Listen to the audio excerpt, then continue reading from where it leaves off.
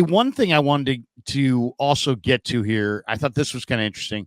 There was a USA Today offensive line ranking list, and they list the Lions, Colts, and Eagles 1, 2, 3 best offensive lines in the sport. They list the New York Giants, the Washington Commanders, and the Denver Broncos 32, 31, and 30 worst offensive lines in the sport. Doesn't matter if you have one ass cheek and three toes. I will beat your ass. What? So, yeah, the top 5 offensive lines in order: Detroit, Colts, Eagles, Chiefs, Browns. Where do you I've now given you the top 5 and the bottom 3. Where do you think the 49ers sit on this list of the top 32 offensive lines in pro football? 23 to 25. Damon? I would say somewhere 15 to 20. 10. What? They list the Niners as the 10th best offensive line. It says the blocking metrics were all good last year. Christian McCaffrey enjoyed the number 2 yards before contact when he ran. The results were similar to those in 2022. They've corrected a problem with negative runs. The 49ers did nothing in the free agent market for losses or gains, but spent a 3rd-round pick on Dominic Pooney from Kansas, along with a late-round draft pick at guard for depth. Trent Williams went to another Pro Bowl, continues to defy age at age 35. The 49ers sport a top 10 unit each year, and Christian McCaffrey probably helps them look a bit better than they are. The blocking remains an asset to the offense, but there's no more reason to expect improvement. Top 10. They've got the Niners at 10. They've got Green Bay at 11, Houston at 12 behind them. What do you think of that? I'll say this. The Niners offensive line was so bad last year, they were in the Super Bowl. But were they there? Were they there in spite of their offensive line? But the number that's hard to avoid is Christian McCaffrey, number 2 in the NFL as far as yards before contact. Is that scheme, though? Is that scheme and play design? Because 3/5 of the offensive line for the Niners, to me, I think is a big question mark right now. Center, right guard, right tackle. So yeah. I can't pit the Niners as the 10th best offensive line when only 2/5 of it I'm sure about in Trent Williams and Aaron Banks.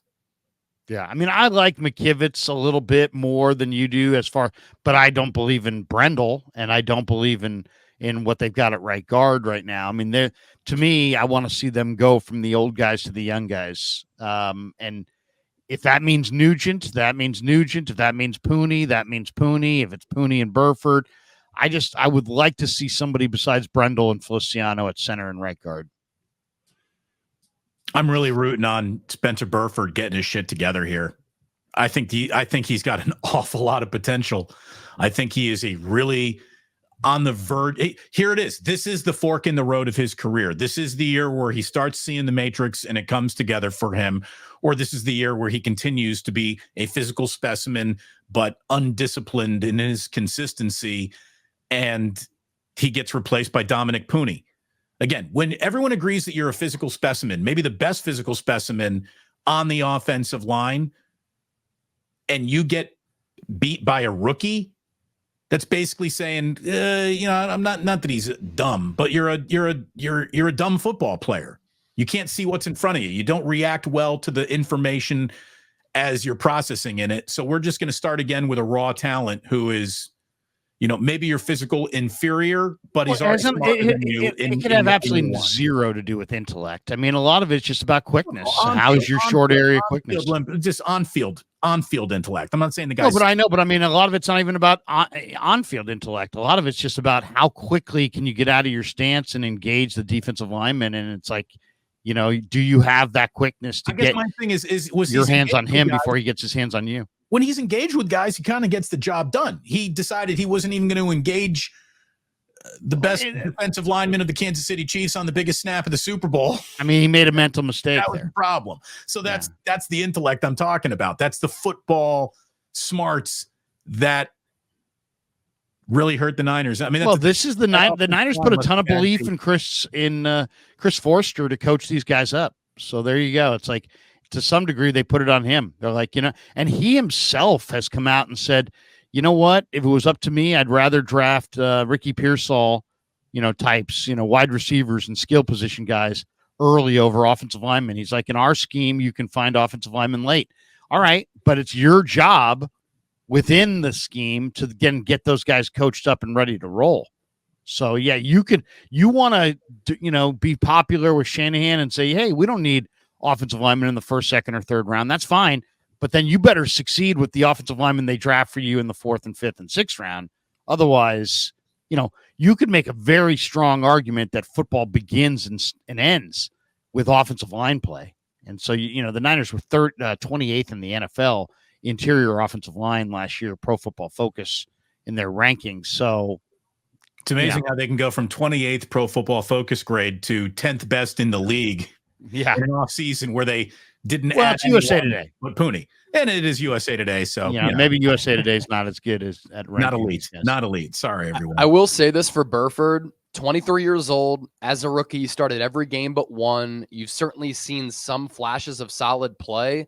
And if you actually go back and look at the trick play in which Jawan Jennings threw it to McCaffrey, the block that Berford had on that play was a spectacular, instinctual, aware play that allowed Christian McCaffrey to get shot out of a cannon to take that ball to the end zone. Now, we know what happened late in the game when he had the mental error and he didn't block Chris Jones. But I do think the potential is there.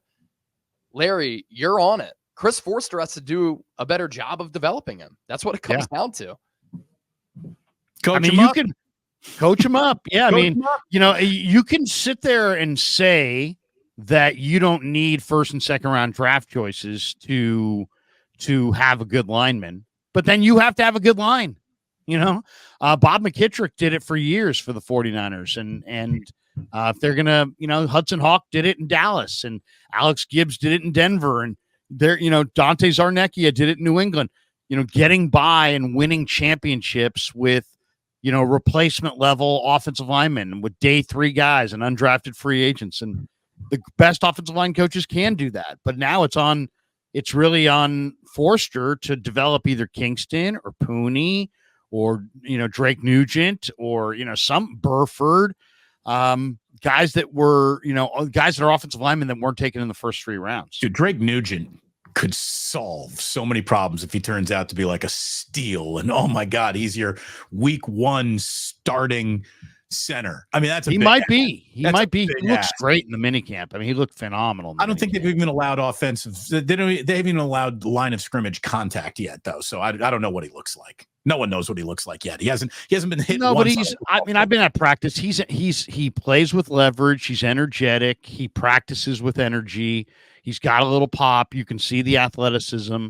I mean, you can see that the Niners between Kingston, Pooney, and Nugent added 3 prospects that are of note, like guys that could potentially actually start in the NFL as opposed to just, the Nick Sakells and the Jalen Moores and the guys they've had off the bench in recent years, to me, kind of top out as backup offensive linemen. I think the guys they got this year potentially are starters, but it's on Forster to bring them along. Larry, do you buy the Ben Barch hype? I do. I mean, I like Ben a little bit, but I also, I talked to Forster about Barch last year when they acquired him, and he said Jacksonville's O-line coach was like, man, this guy's perfect for your system. We're going to try to sneak him through waivers because we're trying to make another roster move. And kind of, suggested almost that, that Chris and the Niners jump at Barch. I think Barch is in the mix at center for sure. I find a football guy. Yeah, I don't know if Jake Brendel's going to be the guy this year. That's our Trent Baalke impersonation. We should tell Chase just don't worry about these terrible impressions at the end of the show. I love the impression.